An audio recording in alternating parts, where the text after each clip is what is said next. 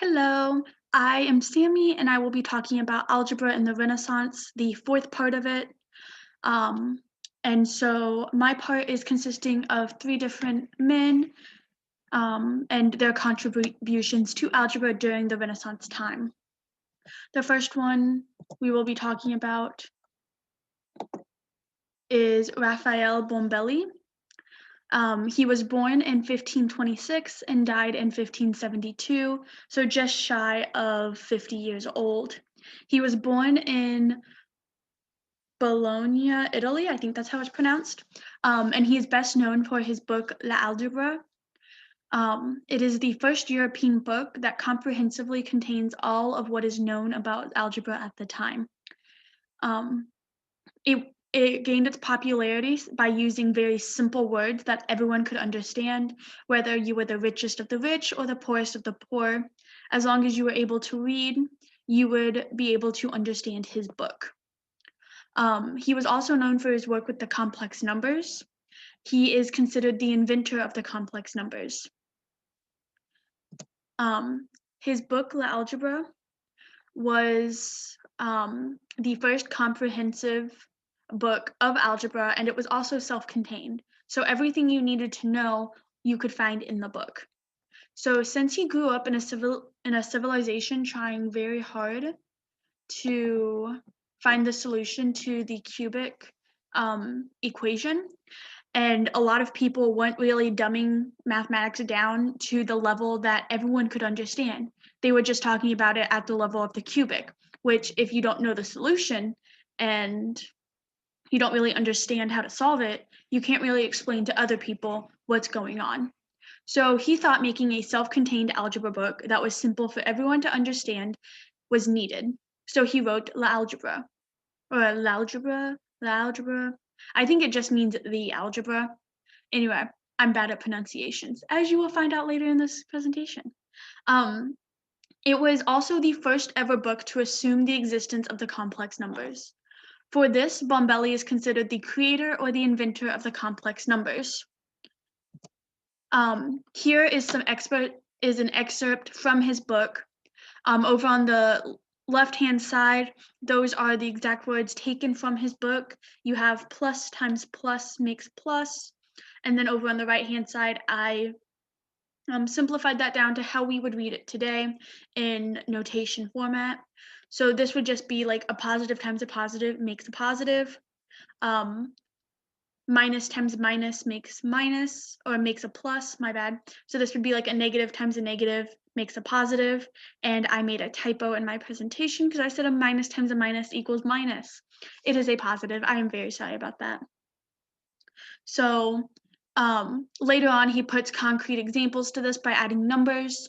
So this would be like plus 8 times plus 8 makes plus 64, or as we know, positive 8 times positive 8 equals 64.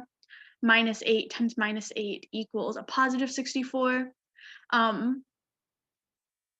He did this with different numbers as well, not just perfect squares. So he said like negative 5 times negative 6 equals positive 30. And this just makes it very easy for everyone to understand. I didn't have to do any real hard thinking trying to translate this over into a form that we would know today. His work with the complex numbers, later on in his book, he talks about, or he has examples using complex numbers. This one specifically, he deals with the cube of the imaginary number 3 plus 4i. If I'm reading his notation correctly, up here on the top line, it says 3 plus di, which is the imaginary number, and then I believe the m is minus 4. So like a negative 4. And I think the DIM4 just means like the 4i as we know it. But anyway, multiplying those out, you get 9 minus 16 plus I minus 12 plus I minus 12. So then you get I minus 12 twice. And multiplying this, or simplifying that down, you get -7 plus I minus 24, or -7 plus 24I.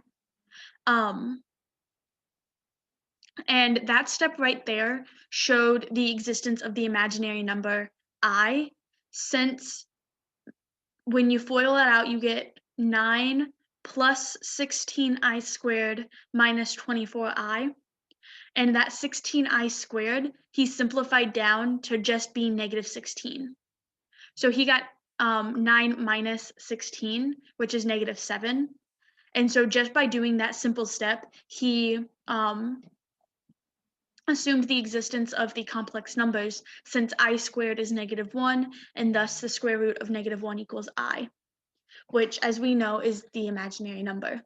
He then took -74 plus 24I times 3 plus 4I again, and got -17 plus 24I, or plus 44I. -117 plus 44I, very sorry. And so that is how he proved the existence of the complex numbers. The second guy we are going to talk about is Francois Viet. And he was born in 1540 and died in 1603. He is a French mathematician, but not by trade. He is actually a lawyer by trade, but worked in his free time to do math problems, which is mind-boggling to me, since math is a very time-consuming subject, but so is law. And so doing both at the same time is just like amazing to me. Props to him. But his main contribution to algebra during the Renaissance was using letters as parameters and taking algebra more towards what we know it as today, and that is called New Algebra. He made a book, or he wrote a book called, and I'm going to butcher this name, but here we go, In Artem Analyticum Isagogy, maybe, potentially. Anyway, but it is, in this book, he introduced the first systematic notation for algebra. He used vowels for unknowns and consonants for known quantities. The system we know today was actually introduced by Descartes, which uses letters at the beginning of the alphabet for known quantities, while letters at the end of the alphabet are unknown. So, for example, Viet would have written BA equals C, where B and C are known values and A is an unknown, so you would solve for A, versus how we would write it today, which is AX equals B. And instantly our math brains go, oh, AX equals B means X equals B over A, because we immediately know that A and B are going to be given values, and X is what we need to solve for. And so it was the same system that he used. He just used a different way of determining what are knowns and unknowns. He used vowels versus consonants, whereas we use beginning of the alphabet versus end of the alphabet. He also did solutions to cubics. So he was approached with the equation x cubed plus 1, or x cubed plus x equals 1. And at the time, this was very difficult to solve because all algebra was solved geometrically. So you could do x plus x, x squared plus x squared, x cubed plus x cubed, x to the fourth plus x to the fourth. Whereas x cubed and x to the fourth were harder to solve because you can't visualize those as easily, but it was still the same dimensions, adding or subtracting to the same dimensions.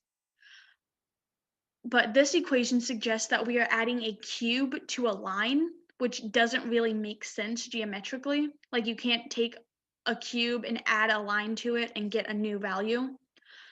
So Viet, using his newfound notation for algebra, he rewrote this equation as a cubed plus b squared times a equals b squared times z, where a is your unknown and b and z are your known values.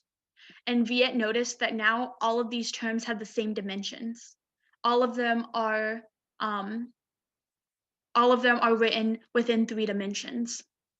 And so now you can find a solution. And by rewriting this equation and making all of them have the same dimensions, he found coefficients, which is And this was also the very beginning of coefficients today. So Viet's main contribution to the Renaissance was creating this systematic notation for unknowns and knowns in equations. And doing this, he introduced coefficients, which made solving cubics a lot easier. Our next guy is Simon Stevin. My sister is a French major and she told me how to pronounce this name, but as most of us would read this as Simon Stevin. But Steve was born in 1548 and died in 1620, and he was a Dutch mathematician, physicist, and engineer. He was actually a physicist and engineer by trade. He went to school for those.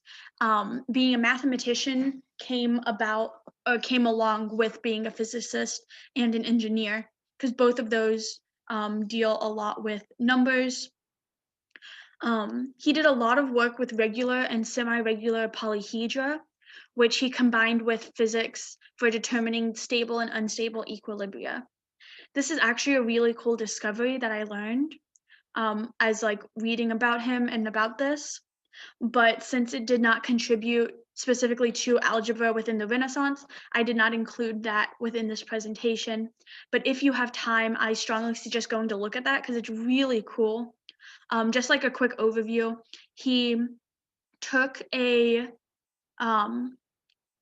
string, a circular string, so like a hoop or something like that, and he put the exact same weight masses at equally spaced distances around the string, and he hung it from a triangle. And he showed that by doing this, the way it laid out, it did not, when the string hung, it didn't hang at a perfect circle. It actually hung by creating straight lines between the different weight mass, or between the masses. And so that's how he used it to find the difference between stable and unstable equilibria, because when he changed the sizes of those masses and made some masses bigger than other masses, it changed how the circle laid out when laid over a triangle. Really cool. I would suggest going in and researching it. But going back to algebra in the Renaissance, his most noted mathematical discovery, however, was decimal fractions, which is the idea of using decimal places instead of fractions. So like 0.5 instead of 1/2. And this helped out a lot when solving quadratics and cubics. So his decimal arithmetic, he wrote a book called De Thiende, which in English translates to decimal arithmetic. And he showed that you can perform all the same operations, so like addition, subtraction, multiplication, division, on whole numbers without having to use fractions. So like 5/2, he would write out as 2.5, because you could do that division with on those whole numbers without adding fractions. And this is the process of how he obtained decimal places. So he believed so strongly in his work with decimal arithmetic that this would become the standard with all monetary transactions, weights, and measurements. So all of these would include decimals rather than fractions. So this is seen today, especially with money, because when we'll go to the grocery store and get our total, it would be written out as like $5.50. So 5.50, instead of saying $5.50. And this is very different from what we've been doing previously in this class. One example that came to mind was when we were working with the estates of a man who had died. He would leave a fifth of his estate to a stranger and then split the last 4/5 equally between his however many sons he had. And so all of that was measured out in fractions. We never used decimals to do that. So some of our fractions would look really ugly. One of the homework assignments, it was like 117/512. And that's a really nasty fraction, where Steve was saying, just write that as a decimal and it would be a lot easier. And so this was kind of the idea he was trying to convey. So in his book, he uses certain notations to get his point across of decimals. he would put a circle around the exponent of a different power of 1/10. So at the bottom of the screen, you can see that the number is 184.54290, but his notation would be 184 times 10 or times 1 over 10 to the 0 power plus 5 times 1 over 10 to the first power plus 4 times 1 over 10 to the second power, and so on and so forth until you can get all of those decimals out. So that is Simon Stevin. He also did a little bit of work with quadratics, although nothing was super new and inventive. He just put decimals, he just used it with decimals rather than fractions. And he believed that the real numbers were a continuum, which could be more clearly expressed using decimals rather than fractions. But today we can see that the real numbers are shown by using both fractions and decimals, as some fractions are better approximation than decimals. So you could use 1/3 instead of 0.33333 repeating. And that's just kind of the idea he was trying to convey. So as just like a short recap, Raphael Bombelli, his contribution to the Renaissance and algebra was the complex numbers. Going back to Francois Viet, he introduced the letters as parameters for equations and coefficients. And then Simon Stevin introduced decimal arithmetic. And that is my presentation. Thank you for watching.